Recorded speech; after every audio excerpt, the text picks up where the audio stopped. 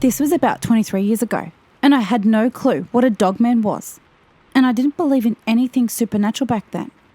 I was hunting wild hogs in one of the southernmost areas of the Great Dismal Swamp. This is far south of the wildlife refuge where it ends at the Albemarle Sound in eastern North Carolina. I had put my boat in the water at a friend's house about half an hour by water from where I went into the swamp at. This was late November, so it's pretty cold and really overcast, and it gets dark around 5 or so. It was about noon when I tied up and got out of the boat. I was working my way inland. Some of this part of the swamp can be walked through when the tide is low, and it's just marshy with deeper canals and bogs scattered about.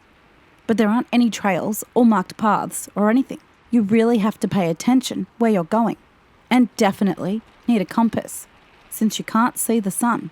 It's pretty dark in there, even on bright and sunny days.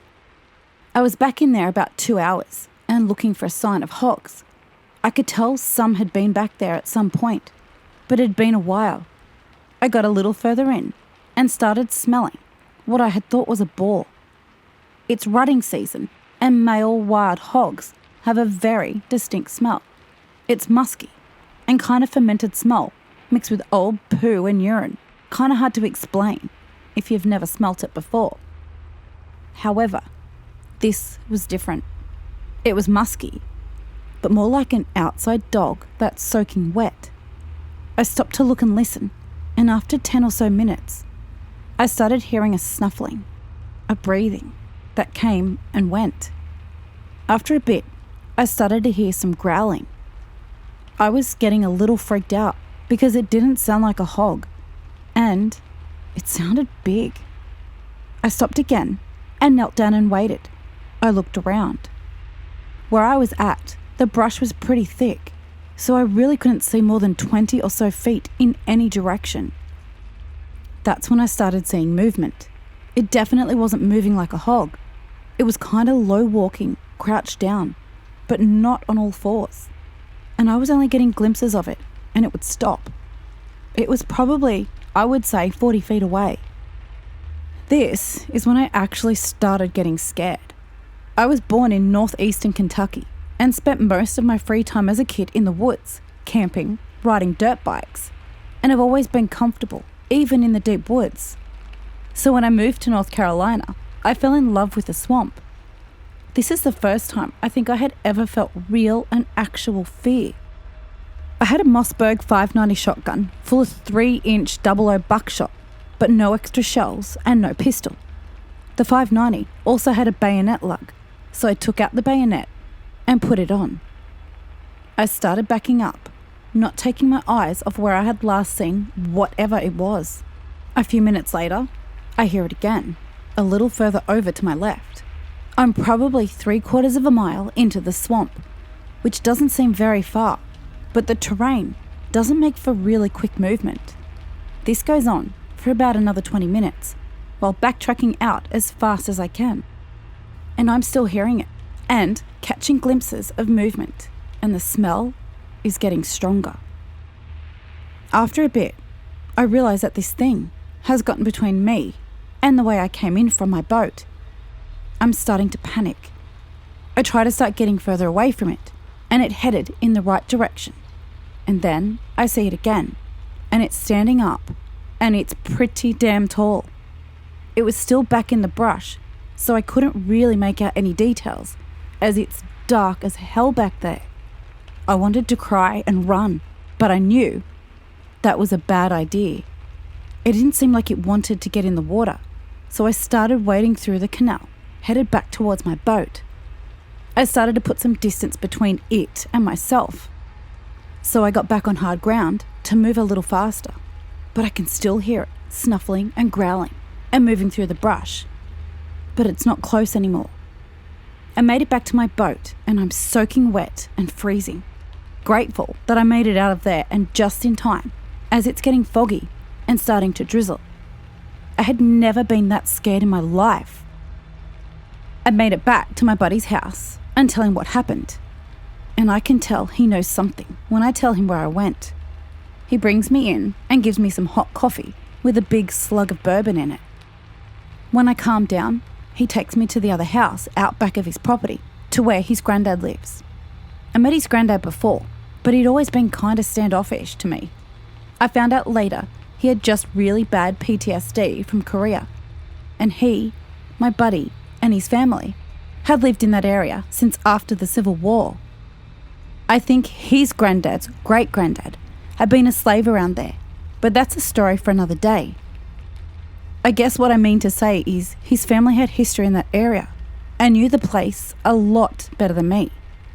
After I told his granddad what happened, he stood up, looked me in the eye, and said, "Don't go back in there. You're lucky you made it out. That's where the big dogs live." I left and went home and slept for about 18 hours. I tried to forget about that experience and started to believe I was just seeing things and freaked myself out. I eventually forgot all about it until a few years ago when a Dogman Encounters video came up in my YouTube feed. I was curious what the hell a Dogman was.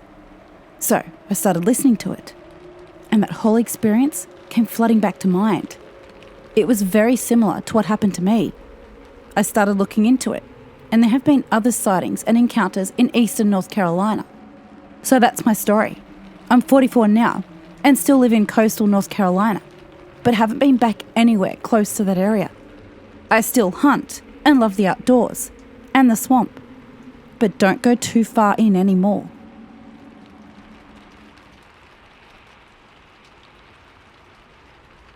I'm a hunter. I like to hunt wild boar specifically. I have been deer hunting, and I've been known to get a turkey for Thanksgiving. I mostly hunt boar. For those of you that don't know, boar are a big problem in the United States. A sow can have 2 litters a year, and it's not uncommon for a litter to consist of 10 or more pigs. Given that pigs eat anything and everything, it's not hard to see why the Department of Fish and Wildlife makes it legal to hunt them with almost no restrictions. In my state, it's illegal to hunt most large mammals with night or thermal vision scopes, with the exception of boar and coyote. I'd been saving for a year, mostly fun money. It's hard to explain to your wife that a scope that costs literally twice as much as the rifle I was mounting it on was worth it. But I did it. I took it to a range and sighted it in. There was an area that was peppered with boar activity that I knew would be perfect for a night hunt. It was easily accessible with my truck, with easy to find spots that I could set up in that overlooked a large, easy to navigate clearing. The night started uneventful, mostly me tinkering with my new toy, cycling through the settings. I was a little impatient. I'd spotted multiple deer, but they were out of season. And like I'd mentioned earlier, my current setup wasn't legal for deer. I moved to another spot I'd seen days earlier that probably wasn't much better than my first, but it gave me something to do and a new angle to look around with my new scope. After about an hour or so of glassing the area, it dawned on me. The spot doesn't have much animal activity at all. No rabbit or owls. The deer that I'd seen were hundreds of yards from where I was. Why was this pocket of land so dead at night, but lively in the day? I'd set up around 10 p.m, and it was around 2 a.m. when I started to think about packing up. Maybe setting up a target before I left and making some practice shots. I heard a crunch come from the direction I came from before. I panned my scope over and saw the silhouette of a small bear pushing through the bushes. It's important to note that my scope isn't exactly night vision. It's a thermal scope, kind of like a black and white version of what you see in the Predator movies. I adjusted my range and zoomed in a little. I remember jolting a bit when I saw that it wasn't really a bear. It was a man. Because he was so low and hunched over, I thought I was looking at a young bear. Is that a game warden? It couldn't be. I would have seen the headlights coming up from the road from where I was perched. And where could he have walked from? I was 30 miles away from anything and on public lands. I was about to call out when I adjusted my sights and noticed he was naked. No shoes, no pants, or anything.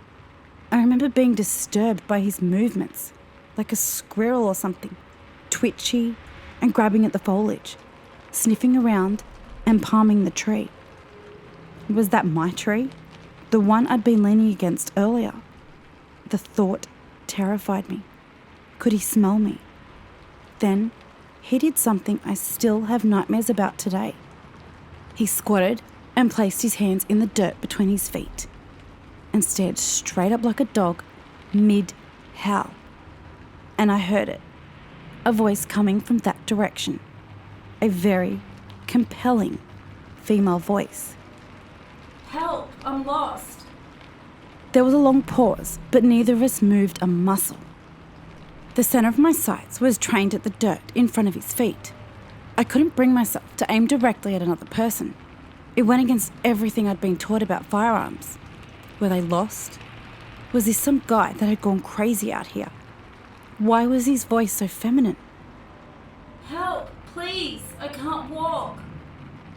The voice called out. That's when I called bullshit. Not only could he walk, when I first saw him, he was traversing the land with ease for a naked person. So good, I mistook him for a bear. That's a trap. This guy is trying to lure me to him with a damsel in distress routine. Luckily, the lack of activity before had caused me to pack up most of my gear. I think I may have left behind a hat and a sitting pad, but I didn't give a shit in that moment. I took my eyes off him, just for a moment, to get my pack on. I buckled my chest strap and scrambled for my rifle. To my horror, he was in the same position, but his face was staring in my direction. And I swear, I saw him smile. The thermal scope has an effect that makes animals' eyes appear white.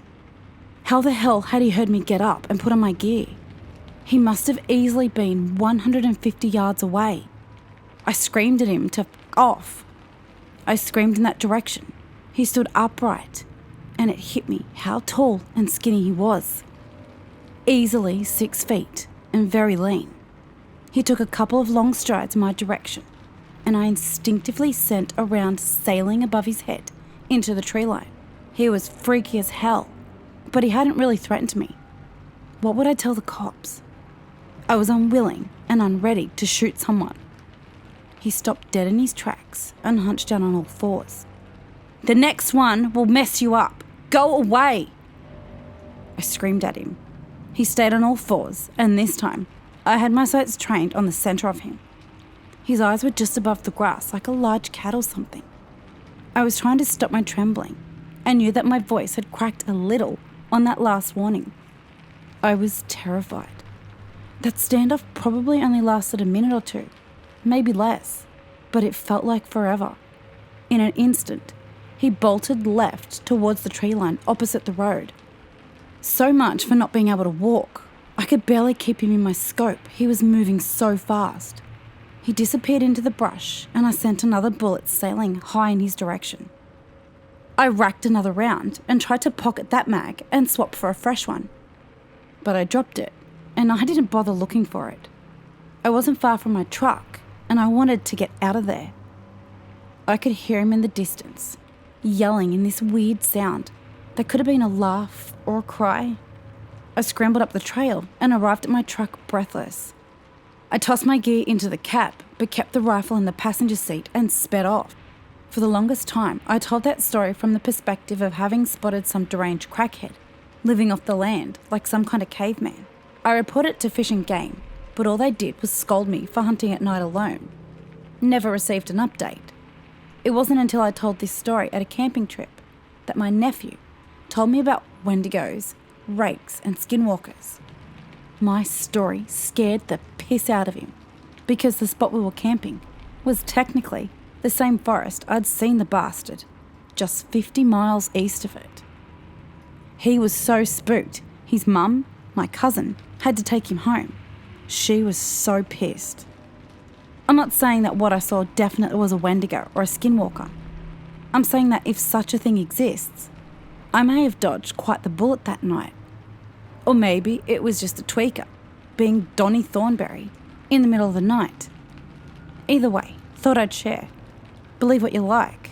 These are the events as I recall them.